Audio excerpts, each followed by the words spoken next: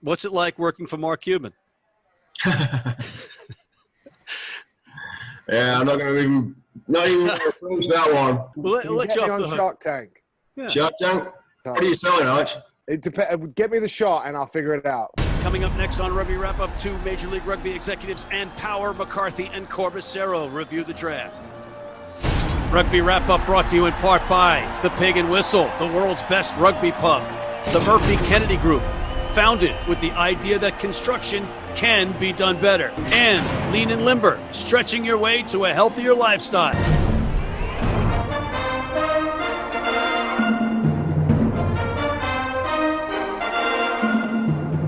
Hey, everybody, and welcome back to Rugby Wrap-Up. Good to have you. Matt McCarthy in Midtown Manhattan. I am joined by some all-stars of the pundit world, the playing world, and the front office world in rugby. And I have none other than Mr. Alex Corbisiero once again calling in from San Diego. I have Mr. Dan Power calling in from what looks to be the poor man's Paris. It's a beautiful night here in Dallas. And Stephen Lewis, no baseball cap, a crisp, clean shirt, and showered. And that can only mean one thing. That means that Stephen Lewis is the lizard/cat out of the bag in the Major League Rugby executive suites across the globe. Stephen, from what I gather, depending on who I talk to over at your organization, you are either the Rugby Operations Muckety-Muck or the Interim GM, and you were full-on involved in the draft and signings of Rooney players. But we'll get to that in a minute. How are you? Excellent. I'm up in the Upper West Side, Bougieville, as usual. Is this breaking news? Is there a new law about residency? No, World Rugby they do need to reform that, I think. How many? 5 years? Is that enough from your last cap to be able to play again? I think that's fair. For a different country, you mean? Yeah. Rugby League do it. Can't you do it in sevens? I just don't have the physical output for sevens, mate. It was a dispensation for the Olympics, but to be honest, I'm not sure the current status of that. Dan? Shame on me. Well-informed show. Well-informed panel you've got here. Yeah, we got this. Folks, you have a lot to look forward to in our MLR draft analysis coming up right now. Dan, you are the Mel Kiper of rugby. You're the college rugby guy. You were there. You were front and center. You had a suit on and a tie. Walk us through history, Dan. Walk us through the first ever Major League Rugby draft. Yeah, it was good. What a night. What an occasion. Excited to be a part of it. Danny Waxelman was the real star, though, the host of the show, and then the players were the real stars. Got to give credit to, what can we say now, Steve Lewis with Rugby United? I guess I just said it. So Steve Lewis and his counterparts throughout the league who bought in and really made it a great night as well. So I think all in all, the feedback has been really, really positive. There's a couple of things we'd like to fix, obviously, from my end on the production side of things. I'm sure the teams as well. But overall, I gave it a 2 thumbs up. On a whole, I thought it was fantastic. I really actually enjoyed watching it. I like the player interviews. I like getting current players in, talking about their journey. And I do think it did come out as a success, especially from a PR point of view. It was good to watch, good for the league. And I've always been a big believer that the collegiate, system is the feeder system and the pathway for MLR. My only ever objections were worrying about how soon it was rolled out and was it a reaction to the COVID and is it the necessity right now? But all credit to everyone involved. And I really enjoyed actually watching it. And I think I was very, very impressed with you guys in the presentation. And this, ladies and gentlemen, is coming from a guy that was no big fan of the draft. Nah, I just, like I said, my initial reaction was like, we're going to do that now. Like, I thought, obviously, down the line, I thought this was inevitable. My only other questions were on how early in a process of MLR still in its infancy. And my worries were, I would see it be more beneficial to facilitate players that regionally maybe are align with teams and a lot the sort of best workable scenarios for these players to help them, on their journey through rugby and life, because it is a bit of a sacrifice financially to chase this dream in America. But I also realized maybe on reflection, I had a little bit of, say, maybe European pathway bias where, to tarnish people that are chasing that dream or clubs that are trying to give that offer to those kids and seeing what it means. I think, full circle, maybe I was a little grumpy on the day, but I've been turned around, and I credit the MLR and you guys as well for fighting that argument and for everyone just delivering a good product to watch. Steve, Alex's mea culpa / apology notwithstanding, this was your first exposure to a Major League Rugby draft, and yet it wasn't as a fan. It wasn't as a pundit itching to criticize. It was as a player in the scheme of drafting. Yes, I think overall, from a rugby perspective, it was a great event. Okay, it was exciting. Collegiate players, we didn't know about before. We were sort of with 2 rounds. You had to research, probably 80 to 100 players. So that's beneficial for everyone because the clubs are getting to look at more players. We did a lot of work in this, and it was quite interesting to get to the Friday afternoon and make a decision we don't want to pick. But we'd gone through it pretty rigorously. We felt we had picks 9 and 21, so I felt this year actually was a bit of a down year in terms of talent for college talent. I've obviously been involved with the Collegiate All-Americans for a while, familiar with the level of talent. Stephen, let me interrupt here because I'm speaking for the people. When I ask this question, how effing dare you trade away the future of Rugby United New York for a foreign player slot and a salary cap dump? How dare you, sir? You want a real answer? Yeah. Well, you got to make it. It's a business. You got to make a business decision. Is anyone you're going to pick at 9 or 21 going to be in your starting 23 the following year? In my estimation, there wasn't. We had targeted 3 or 4 guys we were going to go for, but it picked 9 and it picked 21, and with the, shall we say, the intelligence we had about what other teams were doing, we felt those picks were valuable on Friday and would have no value on Sunday.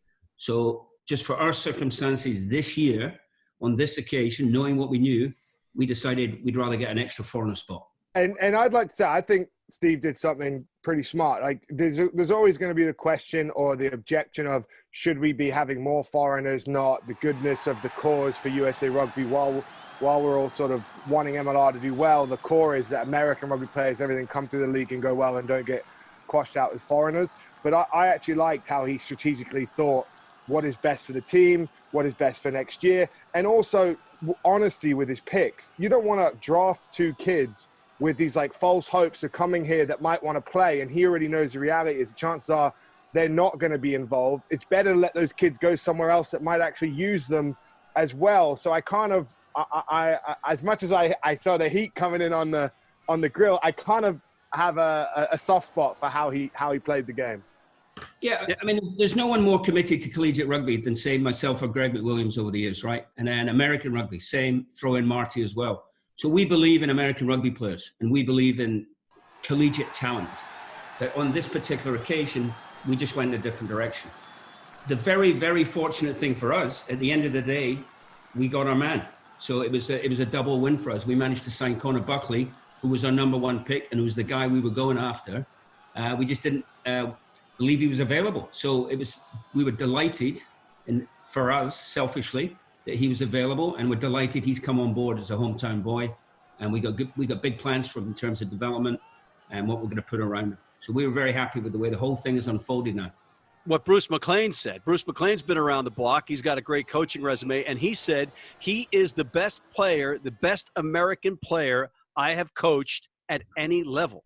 For Rooney fans, I buy Steve Lewis a drink because hindsight will judge him, down the road. But right now, the rumors that I got and the whispers that I got were that Connor Buckley was their #1 pick, and they didn't see him being available at 9, which I think for most part, none of us did. I certainly didn't. I had him going pretty early. They tried to trade up to get Connor when that wasn't a possibility. He did the smartest thing a general manager could do. Take the value that he had, get rid of it, reevaluate, have a foreign spot, have, a reevaluation of talent at that point. And then I'm sure come Saturday evening at the end of the draft, the lizard was licking his lips. He was like, how good is this? I've got a foreign spot. I'm going to get the guy I want in free agency. He comes out of this smelling like a rose, but so does Dallas. I don't think there's a loser in that trade because Dallas need players. They're building a franchise down there. So it was a great trade for Steve and Rooney fans. So don't get all, you traded our future away, Matt. He's done the right thing. Connor Buckley is your future, and he got him. So well played. Lizard looks like a genius right now. I love it. I've got some ideas here, but what does anyone think could be improved for the draft for next year? From the talent side of things, and this could be also pandemic related, I would love to see a combine, which is not overly conducive because I think there's so much to rugby that can't be proven in numbers. But I'd like to see a combine, and then I'd like to see a possible probable style game as well. So College East, College West game where talent scouts can come out. And I'd like to have it as a curtain raiser, whether it be the MLR Championship game or maybe one of the semi-finals. I thought there was some issues around eligibility and paperwork. I thought MLR, you know, it wasn't going to be a perfect process, and you have to start the process in order to improve it. But certainly one of the bugs was they were relying on USA Rugby's membership database. We all know what happens there. And unfortunately, there was some confusion about certain players' eligibility. I think a completely live show, when it's possible, would be great too. They got the thing off the ground. I thought that was an accomplishment in itself. There's always room for improvement. You know, just doing this little show, there's always, you know, how's it improved week to week, etc. For what it was, and for the pandemic, and not everybody being able to be in the studio and coordinate and all that, I thought it was great. But Stephen, I got one other question for you. The NCAA rules don't really apply here at all, right, for college sports. So are you allowed to go speak to, you know, how is that way in? If you could, and there was no pandemic, would you be able to go talk to players and skirt the NCAA stuff? Yeah, well, NCAA has no standing. The agreement was really a fairly loose one between MLR and D1 rugby. So Paul Keeler, Kevin Battle, those guys. So it wasn't really codified. The instructions we received that you were allowed to talk to players, but you were not allowed to engage in any discussion about contracts or any figures. So it was kind of a fudge. Were a player to sign a contract or even practice with the MLR team, you would lose your D1 eligibility. But that's a decision D1 makes. It doesn't actually apply to National Collegiate Rugby, which was NSCRO. And there were 3 or 4 players coming out of NCR. So there's 2 bodies there, and so it needs to be sort of uniform, and that sort of stuff needs to be worked through. It's all perfectly doable. We got to take a quick break, and we're going to bring in our guest, the man behind the Dallas Jackals' first ever draft in Major League Rugby, Mr. Phil Camm. So don't go away. We'll be right back. If you're in New York City and want to watch some great rugby, have some great food, and some great times, go to the world's best rugby pub, the Pig and Whistle on West 36th Street.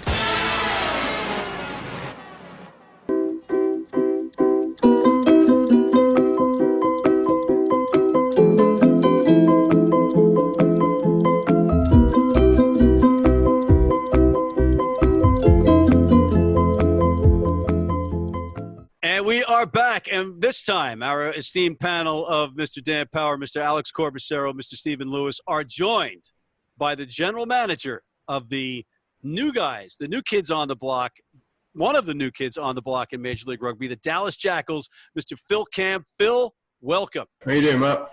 Are the Houston Texans the worst name in sports, or is it the Giltinis or Gilgronis? I'm going to say no comment on that one. You know I'm not going to answer that. You guys were full-on involved in the draft, and you were full-on involved in a trade. Can you walk us through the trade? Obviously, new team. The year of COVID, it made recruitment in a conventional way very challenging. So we were really, really grateful for the draft being this year. And I think with the coaching staff we're bringing in, we're looking to develop younger players. So the opportunity to take on 2 more draft picks and maybe reduce our foreigner cap a little bit, we thought it worked in our favor. And obviously after talks with New York, it worked in their favor as well. So it seemed like a good way of getting the new team started. Connor Mooneyham was your first pick. Will he be a player that we look back and say, wow, that was a great number 1 pick? I think it was a great pick. I really do. I mean, there's a couple of guys in the draft who could have gone in, but Connor's versatility and his maturity far exceeded a lot of the people that I was looking at in the draft as well. So I feel as though it's a plug-and-play option for Dallas. They're going to get a guy who can start in the 23 next year and super versatile. Like, he played a lot on the wing at Life, played in some centers. He's played a little bit of 10, bit of fullback as well. So it just gives Alan Clark and Elaine Vassy a bunch of options down there as they start filling out the rest of their roster. Alex, we've got a nice mix here. We've got a guy that was at the draft, handling the draft. You got the 2 GMs, but you're a player. What's it like for a player in that scenario to get drafted? I think it's a fantastic feeling. I think it's that first step on sort of the next road of your journey. And there's a lot of uncertainty, unknowns, but there's just going to be so much excitement because, you know, you've been chasing this dream. These kids would have, you know, fantasized that there would be a pro league coming out of college, probably when they started their college dream. The rise of MLR during their sort of collegiate cycle, to be in a position to draft, to see expansion teams, to see a league that looks like it has some decent longevity behind it. And then to get that experience to actually be a part of it straight out of college, especially in Dallas, which is a new team, starting from scratch, building from the base, being a young guy in there on the ground, having ownership, being involved in sort of the culture, the way you're going to build something hopefully special there. It's a fantastic opportunity. Phil, having had Alex on the show and hanging out with him socially sometimes and getting to know him a little bit, that was him saying to you that he is available next year to play for your team anywhere really in the front row, that you because it's kind of, you know, he'll adapt, but it's about cash. How do you get up there? There we go, mate. How do we make this happen? And Steve, you're free to get into this bidding war right now because, you know, props are at a premium. We can't afford Alex. Nah. Because that's why Steve traded for one more foreigner. He wants me. So, okay, Phil, if you want to go for a player of the caliber of an Alex Corbisiero, can you do it with the salary cap and the constraints that you're under? Well, we learned this morning, yes, you can. You mean we're talking about Robshaw or? Robshaw, yeah. I don't want to talk about salary cap and say anything like that. I like Chris. I know we're going to talk about him coming to the league. Very excited about that. Fantastic player and also a very sort of clubman, one club guy at Harlequins. I think the value he'll bring off the field, helping the players around him. He is one of the good guys in rugby as well. I've played with him and against him for a long time. There's a lot of rugby players, some very, very talented guys who are either out of work or getting their salaries cut. Their contracts are changing. They're looking for a different environment. They're thinking post-rugby careers and where do they want to live. So I'm sure, like every other team, we get bombarded by highlight reels and CVs, resumes from players all over the world. We know we're a first-year team. We know we have to spend some time building, and we've got the coaching team to do that. But bringing in Lee this morning brings a new dynamic. So the players we look for are the players that we can mold, and they can grow with the team. They can help us build a culture, and they're going to be with us for 2 or 3 years. One follow-up on that. When you're looking at sort of your foreign signings, are there certain positions that you sort of pin for foreigner-specific slots, say like 10-9 tight head lock, or is it basically you just have to find the way you want to play and see who comes in and see who fits sort of your mold, or do you sort of tend to lean on those sort of positions more for maybe an experienced foreigner? Yeah, obviously the experience carries a lot of weight in the spine of the team. So looking to the key positions, having a guy that's got some experience and can help deliver Alan's message onto the field, that's key. Doesn't necessarily exclude a domestic player. There's some really talented American players out there, as we all know. So we certainly wouldn't only look overseas exclusively, but if there's somebody out there that can be a leader on the field and has got a few years behind him playing in the Premiership or Super Rugby, then obviously we'd be foolish not to look at them. Yeah, so obviously, we've got Greg McLeod, we've got Marty Veal, myself. We've got pretty good connections most places across the globe. But you do look to things like MITRE 10 because the season complements our season. Who's going to be available? You know, a Premiership player in England, it's not going to happen. So you've got seasonality is one thing. And I think something that's become an issue tail end of last year moving forward is visas. P1 visas, professional sports, a little trickier than they were. Obviously, political climate, etc. as well.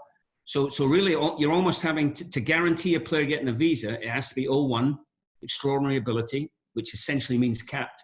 So there's a little shift on the type of player that certainly we're looking for, because we're not spending $5-6 grand a visa if we can't get them in. Would the ITM qualify under those O1s, or does that mean is that enough? Because I know a lot of the time it's like a sevens cap, but Premiership or Super can still sort of do it. But is ITM or say Curry Cup enough these days? And then secondly, I've also heard under 20s as well. A cap at under 20s level is also very valuable for the visa. I would say the under 20s is pushing it.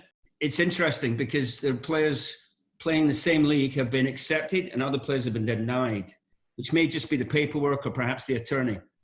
I think those are all valid points on that. The sevens thing's an interesting thing. Obviously, I've got a bit of a sevens background. You might see some sevens players showing up.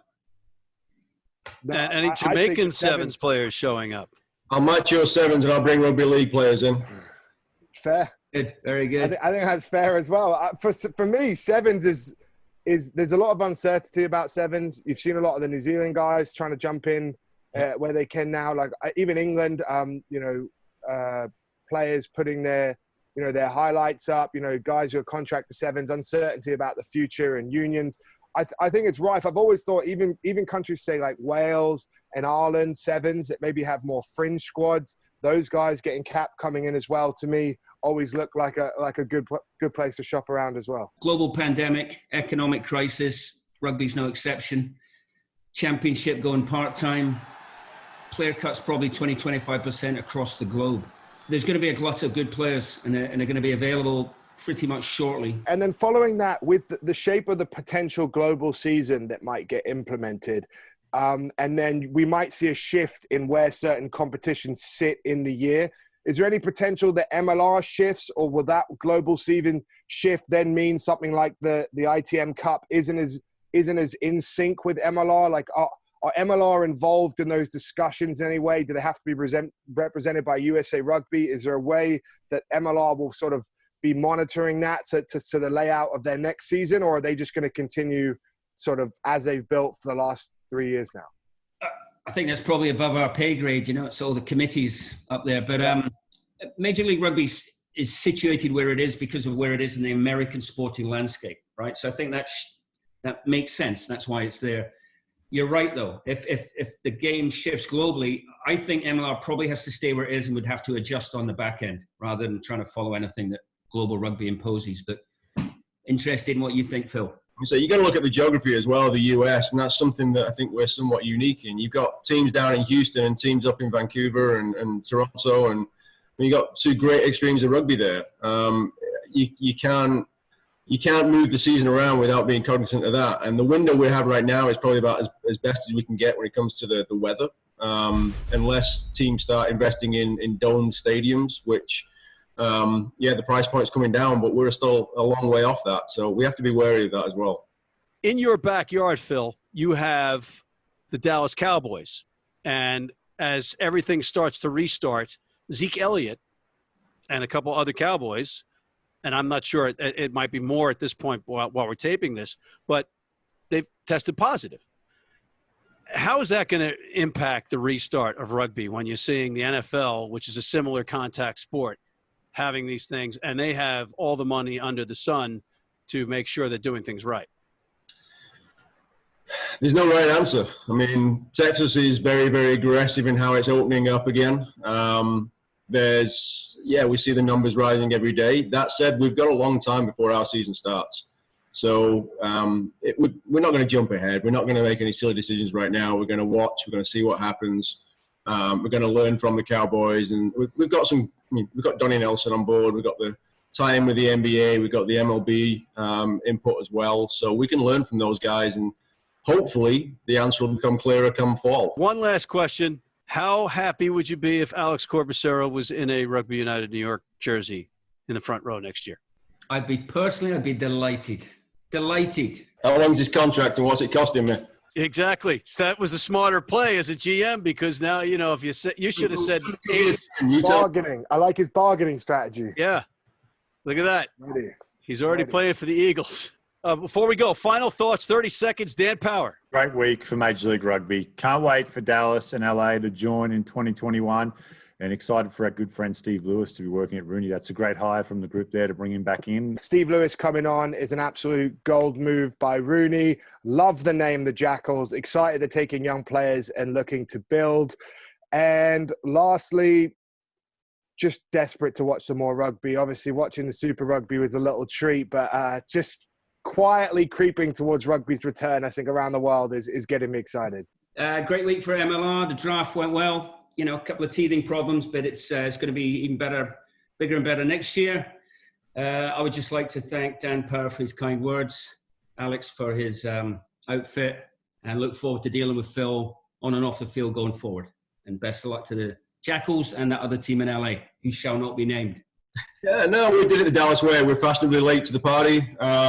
We think we've got a good outfit, got some great coaches. It's all about Lee being announced this morning. So hopefully the rugby league aspect will give a little bit of different dynamic to our team, the other ones. I'm just excited to get involved and hope we can throw around a few rugby balls soon. We're happy to have you, and it's great to see in year 3 that there is expansion rather than attrition. My final thought is, Phil, in case you haven't completely understood, yours truly, Dan Power and Alex Corbisiero are complete shills and can be bought. So anytime you want us in Dallas, we'll be there for the right price. There's definitely a price on it.